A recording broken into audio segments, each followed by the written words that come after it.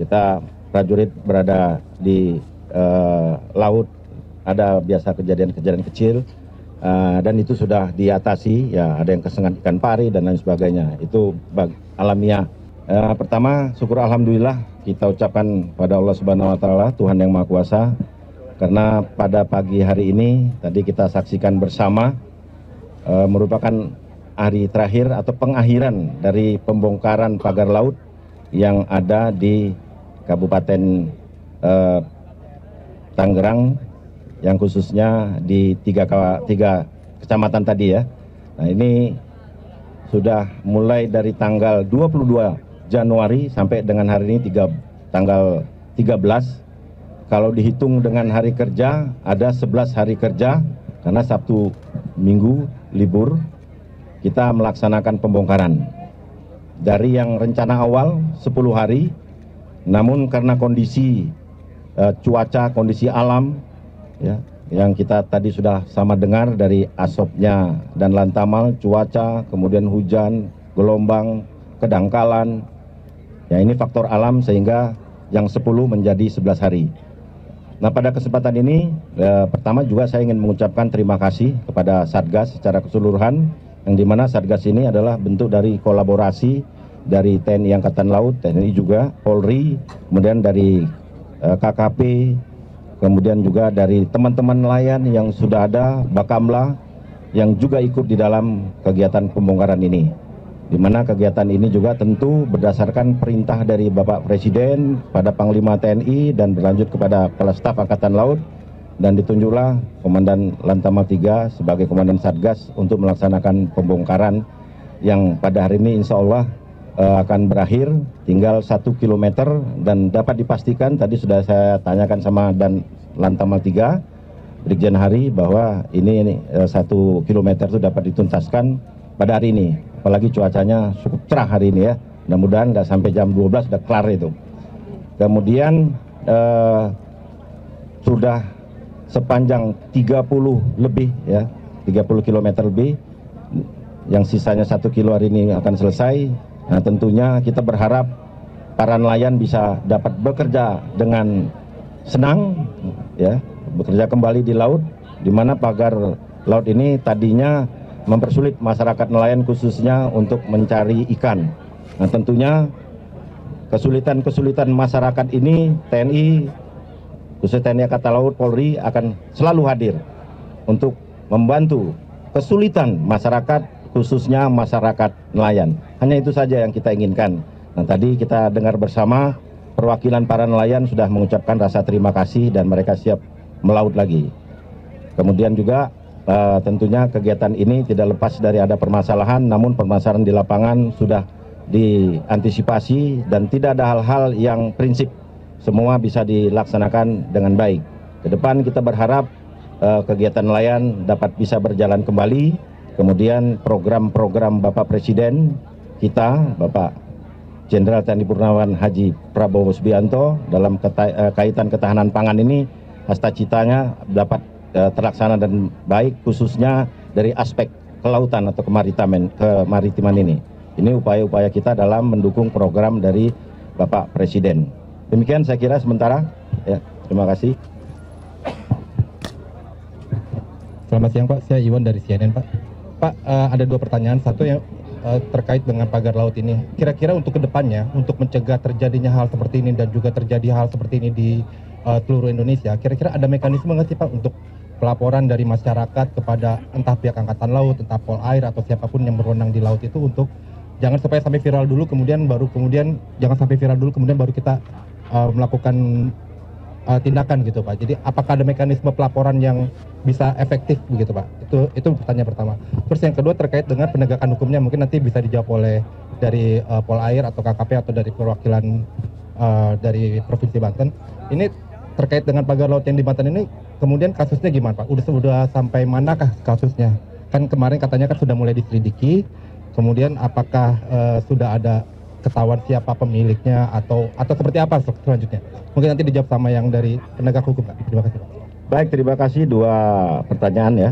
Yang pertama dengan permasalahan ini ke depannya bagaimana? Tentunya dengan pengalaman kejadian ini kita akan berkolaborasi ya dengan kementerian dan lembaga agar permasalahan ini tidak terulang lagi.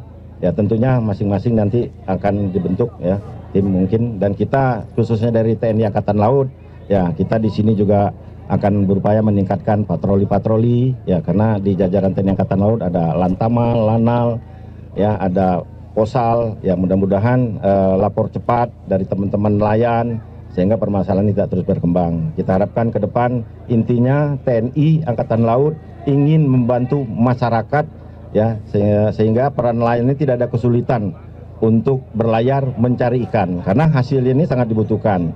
Nah, kemudian yang terkait dengan masalah hukum tentunya ini ranahnya nanti dari PSDKP maupun teman-teman dari Polri yang terkait dengan permasalahan ini. Saya kira itu, Mas.